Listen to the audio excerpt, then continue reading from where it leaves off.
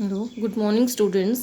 आज मैं आप लोगों को स्टैट्स शुरू करवाने जा रही हूँ और इसमें पहले हम मॉड करेंगे, mod of a data.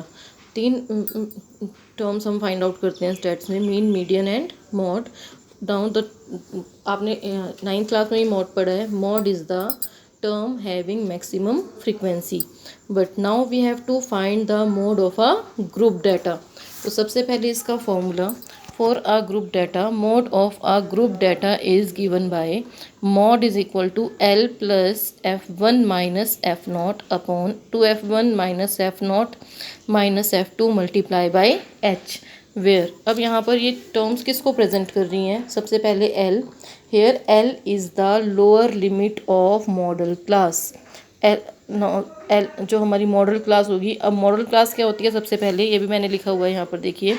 Model class is the class having maximum frequency. जिस क्लास की फ्रीक्वेंसी सबसे ज़्यादा होगी, that class is taken as the modal class. Model class is the class having the maximum frequency. Okay, so now the terms, now first thing is L. now L is the lower limit of model class। अब model class कौन सी बताई मैंने? जिसकी frequency सबसे ज़्यादा होगी, and L is the lower limit of that class। F1 is the frequency of model class। F0 is the frequency of class preceding the model class, and F2 is the frequency of class succeeding the model class। अब इसी को हम यहाँ पर question में समझते हैं। Formula एक बार दोबारा देख लीजिए। Mode is equal to L plus f one minus f naught upon 2f1 minus f naught minus f2 and this term is multiplied by h। देखो यहाँ पर क्वेश्चन है एक। सबसे पहले मैंने फर्स्ट क्वेश्चन इसका 14.2 वर्कशीट करनी है आपने पहले। 14.2 वर्कशीट का फर्स्ट क्वेश्चन मैंने लिख लिया है। Class intervals are given 5 to 15, 15 to 20 and so on up to 55 to 65। Frequencies are also given। Now first thing we have to take model class is the class having maximum frequency। So now mark this class having maximum frequency। Maximum frequency is 23, therefore this class is taken as model class। And first thing थी फॉर्मूले में L। Now L is the lower limit of the model class, so this is our L। F1 is the frequency। F0 is the frequency of class preceding, मतलब इससे पहले जो भी frequency होगी वो हमने लेनी है F0, और उससे सक्सीडिंग वाली हमने क्या लेनी है? 2। आप इसको काउंटिंग की तरह बेशक याद कर लो, 0 1 2 ऐसे याद रखो। F1 से पहले F0 और F1 के बाद F2। Okay, and what is the class size? 5 to 15, 15 to 20, the class size is of 10। So now write these values। L is 35, F1 is 23, F0 is 21, F2 is 14 and L is 10। Now mod is L plus F1 minus F0 upon 2F1 minus F0 minus F2 multiply by H। Now substitute all the values। L is 35 plus 23 minus 21 upon 2 into 23, that is 46, minus F0 is 21 and F2 is 14, तो minus 21 minus 14 multiply by H and value of H is 10।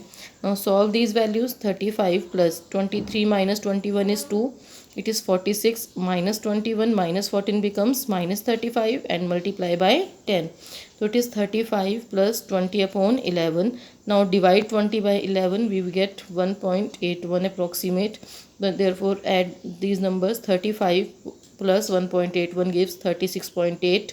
And ये जो data था वो as का था, as in years कुछ patients की। तो आंसर जो आया, mod of the data is 36.8। तो इस तरह से हम मॉड बता सकते हैं। फॉर्मूला दोबारा देख लीजिए आप लोग एक बार। क्या क्या चीज़ें ली हमने इसमें? L that is the frequency of modal class.